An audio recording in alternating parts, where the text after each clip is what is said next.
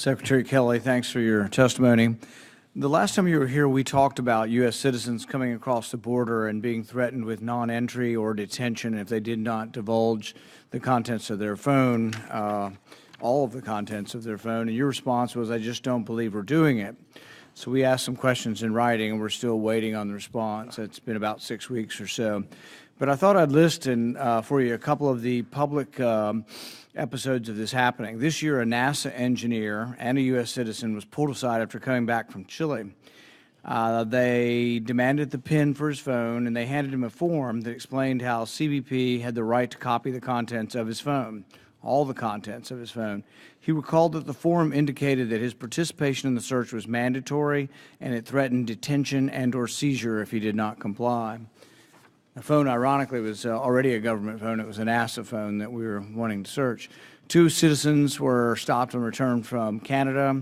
NBC did an investigation of 25 different cases of U.S. citizens being told to turn over the phones, unlock them, or provide passwords.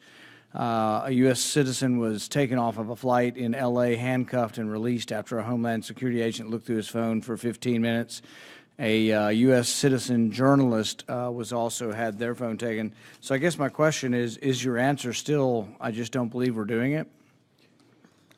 My answer is we don't do it routinely unless there's a reason why, so that's a change.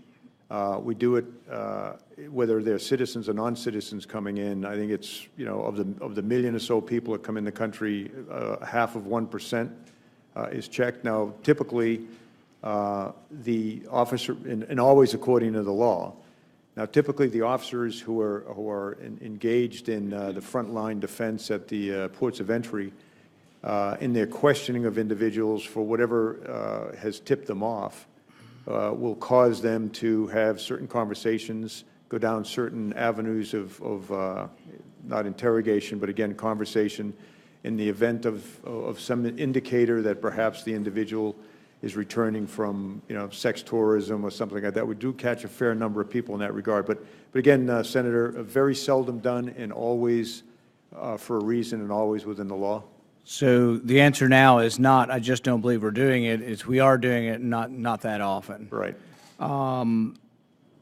The policy they're being threatened with, though, is detention.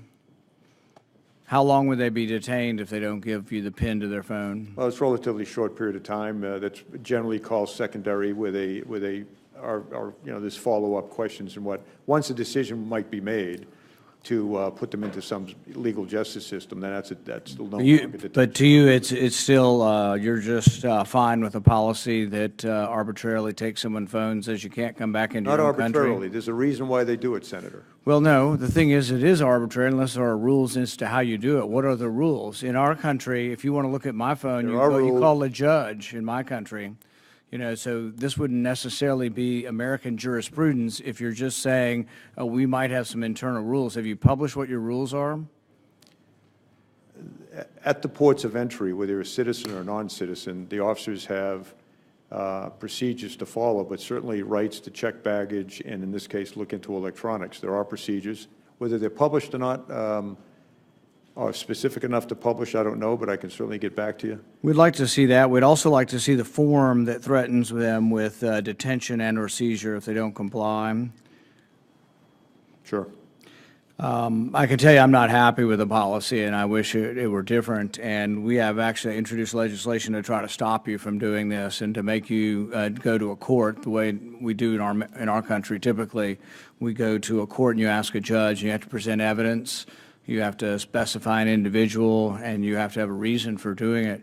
Searching someone's phone is not the same as searching someone's luggage. Would that law also prohibit us from looking in the, bags and things like that? No, and I think there's a difference. And I think that that's the whole point here, is that looking at someone's luggage for an immediate threat to to the country, to the people, to the plane, et cetera, I think we've decided that that's within the scope of your jurisdiction. But looking at someone's phone is a much more personal and much more extensive look into their life.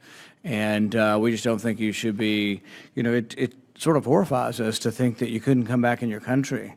You know, people are now talking, there are whole people giving you advice to not take your phone abroad because when you come back home, your country won't let you come home unless you let them look at your entire life. That doesn't seem like a fair trade-off to be able to travel or for safety. And I think there is a point at which we give up so much of our liberty to travel that, you know, has it been worth it? You know, really. I mean, we can live in a secure state if we clamp down and we have no freedom to travel, you know, and we give up all of our privacy to travel. I just don't think that's necessary. And I think there can also be two different standards, frankly. I think there can be one standard for somebody who's coming for the first time from Afghanistan, who's got one name and no background. I'm with you, and we need to do more scrutiny on people coming to our country. But if an American citizen leaves and comes back, I think for goodness sakes, they ought to still be protected by the Bill of Rights when they come home.